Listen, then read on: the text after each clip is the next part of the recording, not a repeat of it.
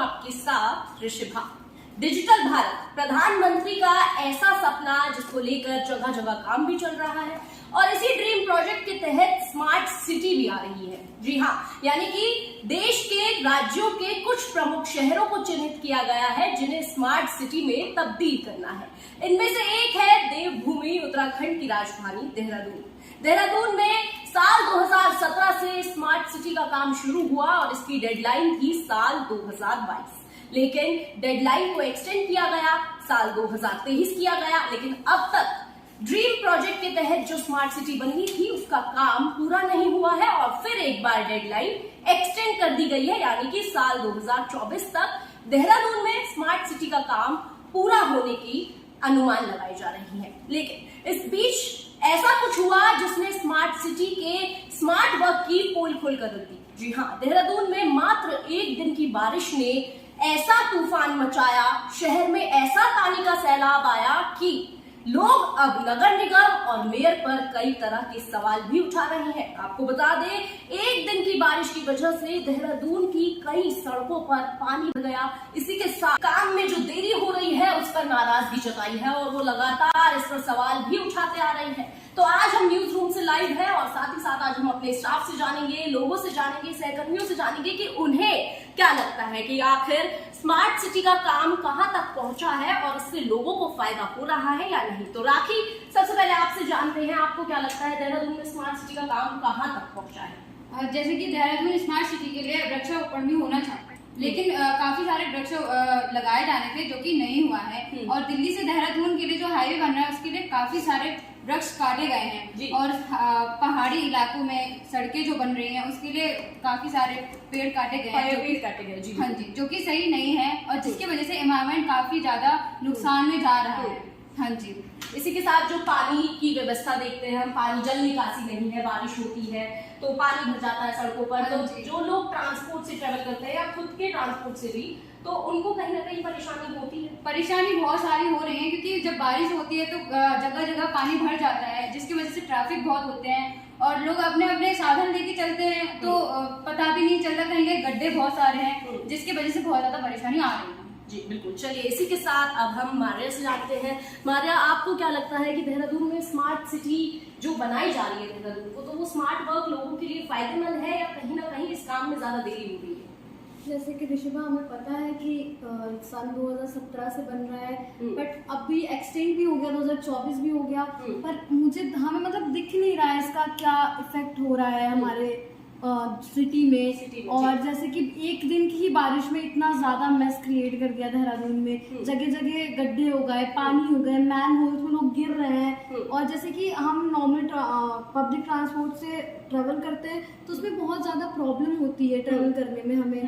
तो ये सब बहुत सारी दिक्कतें पब्लिक को फेस करनी पड़ रही है। एज ए स्मार्ट सिटी 2017 से वर्क हो रहा है, मुझे नहीं लगता अभी ये वर्थ इट है यहाँ का वर्क। जी बिल्कुल, जैसा कि एक मारिया ने हमें बताया कि लोगों को यातायात में परेशानी हो रही है, दिक्कत हो रही है, और साथ ही साथ आपको ये भी बता दें कि राजपुर में और साथ ही साथ पलटन बाजार में दुकानों में बारिश का पानी भी भर गया। महज एक दिन की बारिश ने स्मार्ट सिटी की ऐसी पोल खोलकर रखी। चलिए, तो इसी के साथ अब हम आदिल से भी जानते हैं कि आदिल, आपको क्या लगता है स्मार्ट सिटी का काम कहाँ तक पहुंचा है और कितना फलदायी निकलकर सामने आया है? देखिए ऋषिभा, स्मार्ट सिटी की अगर बात करें देहरादून, तो देहरादून को स्मार्ट सिटी में लाया गया था 2017 में, जब 100 स्मार्ट सिटी को लाया गया था पूरे इंडिया में।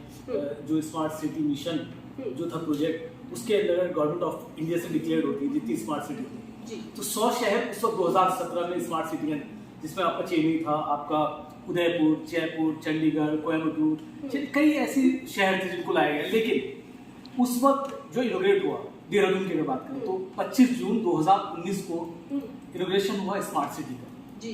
और बजट अगर देखा जाए तो 1400 करोड़ रुपया देहरादून को मिला था ऐसे स्मार्ट सिटी यहाँ काम करने के। डेडलाइन थी जून 2023 तक आपको ये काम पूरा करना है, ऐसा स्मार्ट सिटी के जो अंतर्गत काम हुए थे वो डिक्लेयर किया गया था। पहले जो पेपर तैयार हुए थे कि उस हिसाब जून 2023 को आपको काम पूरा करना है, लेकिन नहीं हो पाया। पलटन बाजार की आप बात करें, आप देखेंगे कि 2019 से और अब तक लोग अब आकर राहत पलटन बाजार को मिली कुछ हद तक, अभी भी पूरा उसको फाइनलाइज नहीं कर सकते। परेड ग्राउंड ऑलमोस्ट कंप्लीट हो गए, लेकिन दूसरे जो काम है, चाहे आप शहर के किसी भी कोने में जाएं, चाहे आप राजपुर रोड देखें, डालन वाला देखें, प्रिंस चौक का जो एरिया है, CMI हॉस्पिटल, वसंत विहार, रिश्पना पुल के साइड या ISBT की तरफ अभी काम चल रहा है। तो मुझे नहीं लगता जो एक्सटेंड किया गया है एक साल में ये पूरा कर पाए, जी बिल्कुल, क्योंकि 2023 में इनको पूरा करना था जून, अब इनको एक साल एक्सटेंड कर दिया गया कि 24 हो गया। 2024। और एक इंटरेस्टिंग बात, उस वक्त की जब ये डिक्लेयर हुआ था, तत्कालीन मुख्यमंत्री त्रिवेंद्र सिंह रावत, उनके ऊपर नाराजगी जताई विधायक खजान दास ने उस वक्त भी, जो आज खिलाफ है कि नहीं काम अच्छा नहीं हो रहा। वो 2019 में भी और 20 में जब शुरू हुआ था काम, तब भी वो विरोध कर रहे थे कि काम अच्छे से नहीं हो रहा। उसके बाद त्रिवेंद्र सिंह रावत हटते हैं मुख्यमंत्री से, तीरथ सिंह रावत को लाया जाता है। जब त्रिवेंद्र सिंह रावत चले जाते हैं तो उसके बाद त्रिवेंद्र सिंह रावत स्मार्ट सिटी के काम से नाखुश होते हैं। अब देखो, जब मुख्यमंत्री थे तो तब विधायक विरोध कर रहे थे, उनकी बात नहीं, कुछ खजान दास का ही कह रहा था कि मैं स्मार्ट सिटी से बहुत परेशान हूँ, जो काम चल रहा है सही नहीं है, मैं मुख्यमंत्री से बात कर रहा हूँ, लेकिन वो बात पर ध्यान नहीं दे रहे। त्रिवेंद्र सिंह रावत की कुर्सी जाती है, तीरथ सिंह रावत आते हैं, उसके तुरंत बाद मैसेज एक संदेश आता है त्रिवेंद्र सिंह रावत का कि जो काम हो रहे हैं स्मार्ट सिटी के वो अच्छे नहीं हो रहे, और इसको सरकार को देखना चाहिए, और MDDA और नगर निगम जो भी स्मार्ट इन्वॉल्व है वो सब लोग इसको देखें। ये त्रिवेंद्र सिंह रावत कह रहे थे। उससे पहले जो उनके विधायक बात कर रहे थे उसकी कोई बात नहीं।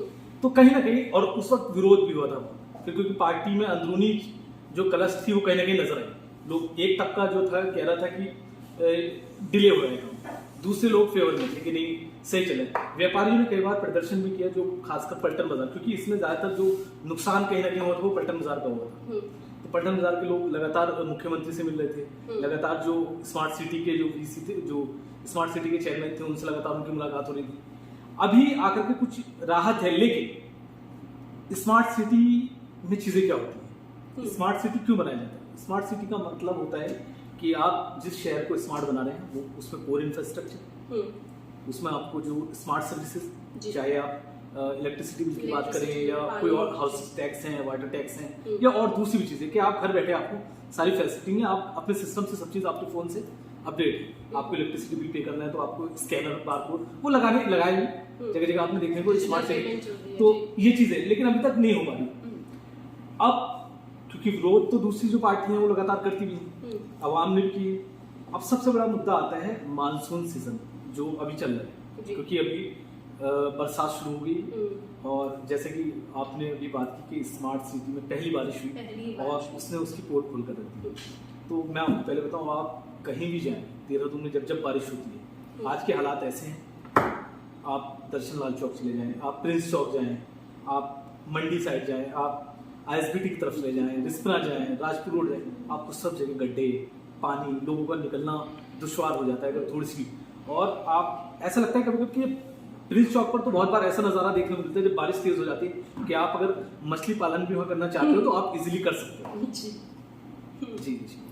चलिए, तो जैसा कि हमने जाना लोगों से कि कितनी तरीके की परेशानियां जो है वो लोगों को झेलनी पड़ रही हैं, साथ ही साथ सवाल ये भी बरकरार है कि आखिर मेयर गामा किस तरह से काम कर रहे हैं, या कितनी सुस्ती से ये काम चल रहा है जो खत्म होने का नाम नहीं ले रहा। तारीख पे तारीख बढ़ाए जा रहे हैं कि स्मार्ट सिटी 2022 तक तैयार हो जाएगी, 2023 और अब 2024। तो खैर ये देखने वाली बात होगी कि आखिर ये वादे कब पूरे होंगे। फिलहाल के लिए इतना ही। देश और दुनिया की तमाम बड़ी खबरों के लिए बने रहिए हमारे साथ और देखते रहिए नेशन वन।